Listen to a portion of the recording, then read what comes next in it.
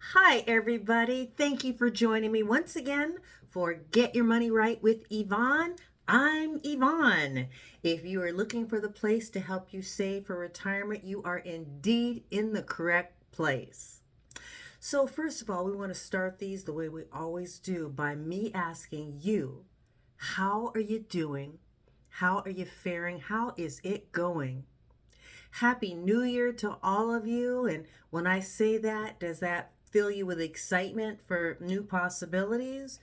Or are you a little fearful? Either way, it's fine. We ask the question just to honor your feelings and just see how you're doing. And this is a very supportive community, so if you decide you'd like to become a member of it, we would love to have you. We'll talk about that later. Just think about it and enjoy this episode, and we shall go from there. Okay, so how am I doing? Well, I am well, thank you very much. And I have to show you, don't laugh at me. I know you're thinking it. Why is she showing us that change jar? Family and friends are always cracking up at me and going, why on earth are you doing that? And every year, for those of you who've been around for a while, you know that I tend to pay cash for almost everything that I can. You can't always. But if I have to take that money out of my wallet, it makes me stop and think, do I really need this? Should I really be spending the money for this? Or is this just impulse? And, it just makes me stop and think, is this something I really want to spend money on? So, just a thought. So, whenever I pay cash, I come home and I bring change into the jar and just start anew. So when I cashed it in, and I do that by the end of December every year, the gentleman at the bank, he was so kind. He said, okay, it's $50.07. So what do you want me to do with this? Do you want me to keep some of this or, whatever? And I said, well, I'll take the $50. And as far as the yes, the 7 cents, I will take it because I would start the next year.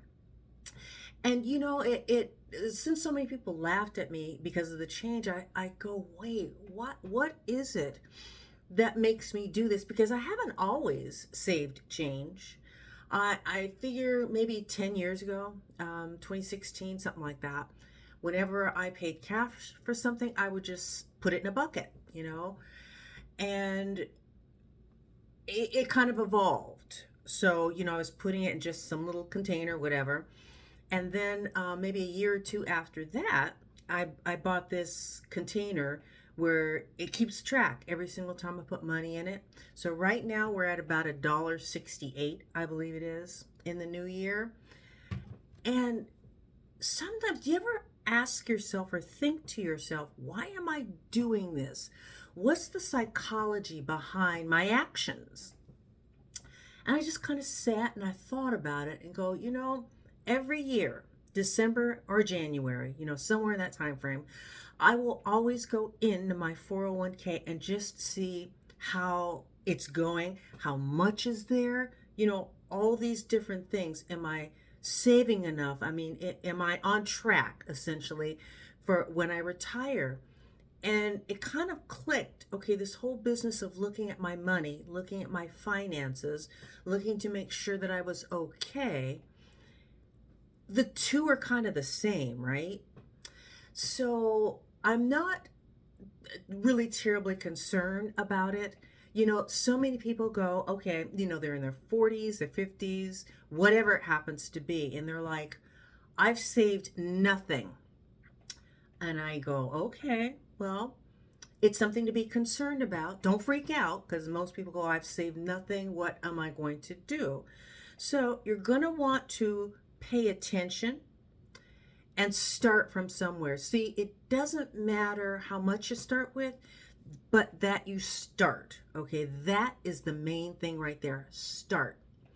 And so many people will ask me, well, Yvonne, how much should I be putting away? Well, that's going to be different for everybody, right? I've looked at my expenses and I think I'm on track to keep up with how I'm spending money now. Now, I have to keep in mind expenses go up. That's what they tend to do, right? but I think I'm on track for it. So if you ask me, what do you start with? I'm just going to throw out a number, 5%. Because when I started putting money in my, when I went to work for a company that had the 401k, I started with 5%. Now, I'm not going to lie to you and say, oh, it's only 5%. You won't feel it. Well, I did feel it. It was it stung a little bit. So I really had to pay attention to um, my expenses. Where could I cut? And it was okay. It was all right. I worked it out, and that's what you do. You work it out. Because remember, what do we talk about? For those of you who've been with me for a while, that blank sheet of paper. And before we get to that, I just want to make sure, please tell me that you have gone to your workplace and you have signed up for a 401k, 403b, whatever it is that your job site offers, that you are putting money away for your retirement. So please get that started. So when you get that paycheck, it takes money from your check, right? And then the balance is what you get. So what you're going to do, first of all, this blank sheet of paper, how much is that check for? This is your starting point, right? The next line down is paying yourself first, okay? You are, if not, you're at least as important as your bills. If not more, you are more important than your bills. Let's just start there. Pay yourself first, okay? So that's your regular savings. For me, it's saving money for things I want to do, fun things that aren't normal. Do I want to go on vacation? What do I want to do? I'm putting that money away. And I'm also putting money away to pay my insurance, my car insurance, right?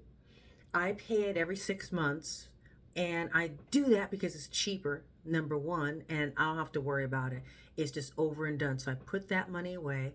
And then the third thing I save money for is to pay my income taxes. Now, before 2018, I had enough expenses that, I would get money back. I haven't had money back in taxes since 2018. So the new administration took over in 2017. And 2018, there were changes, and things that I used to be able to deduct, I did not have that opportunity to do so anymore. So that first year, I got a tax bill. I was like, oh, what? Wait, what? I was not prepared. And so now I make sure to put money away so that is taken care of. So I don't have to worry about that. So that first line, pay yourself first, okay? Take care of all of your needs and wants. Put that aside. Now, the next thing on that line are your expenses.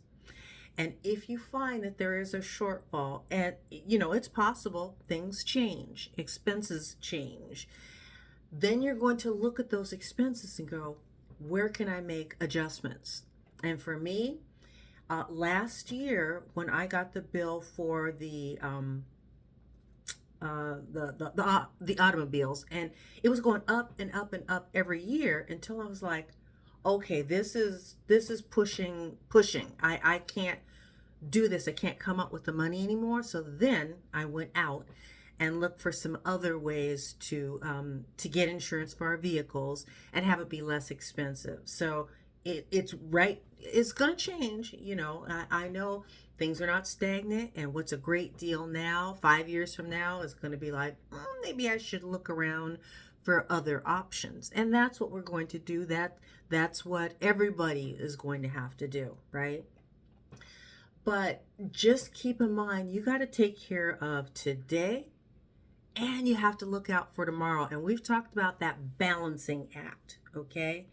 You want to live for today because nothing's promised, right? We have to take care of ourselves, and you have to have fun. We work hard, and we want to be able to enjoy our lives, right?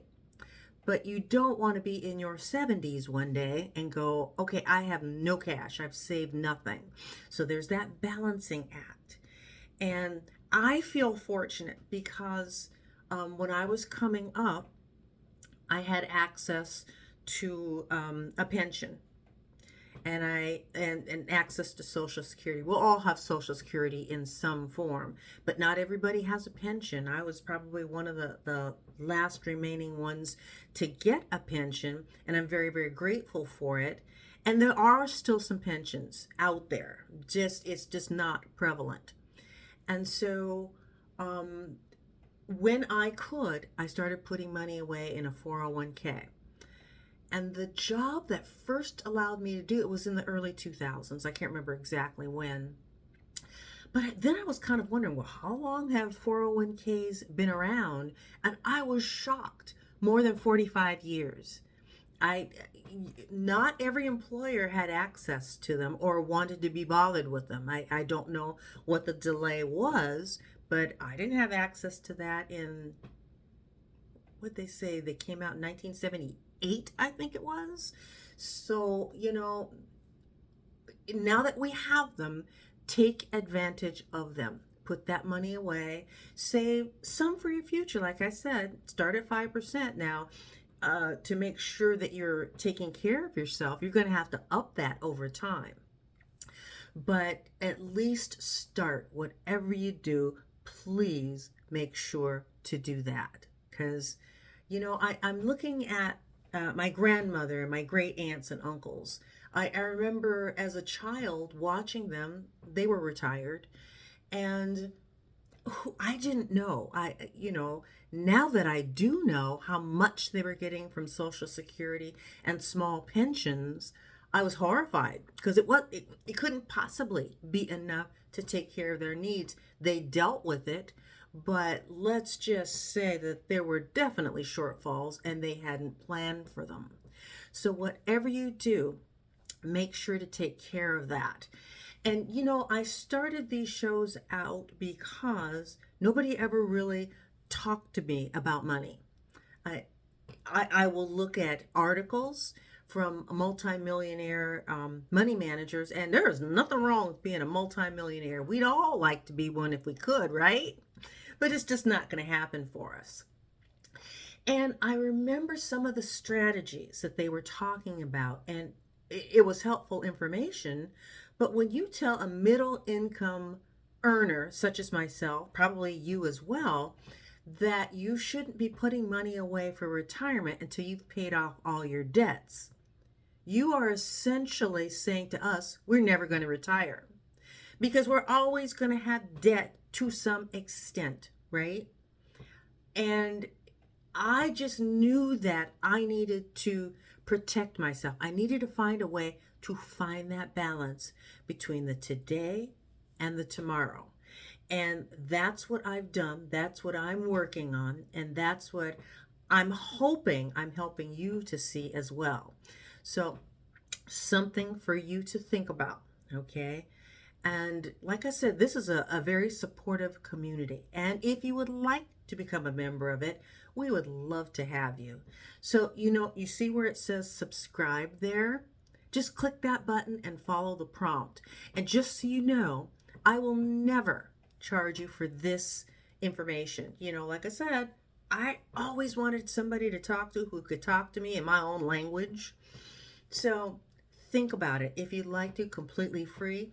When I publish these snippets, they will come directly to your email so you can watch them. You can share them with others. Do share them with others because, somebody might learn something that they find useful. And that is my hope. That's what I'd like to have happen. And I'm hoping that I hear back from you, whether it be a thumbs up for an episode or a note. Because sometimes people will send me a note about something. I hadn't thought about that. And I will incorporate that into one of our videos. So who knows? We might be featuring you. Now, keep in mind, I will never use your name. I'll never say anything about you, but the story that you shared, maybe we can turn it into a show. So hope to have you as part of our community. Okay? And with that, I'm going to wind up this episode of Get Your Money Right with Yvonne. I'm Yvonne, and until next time, thank you so much for joining us. Be good to yourselves, be good to others, okay? You take care. Bye.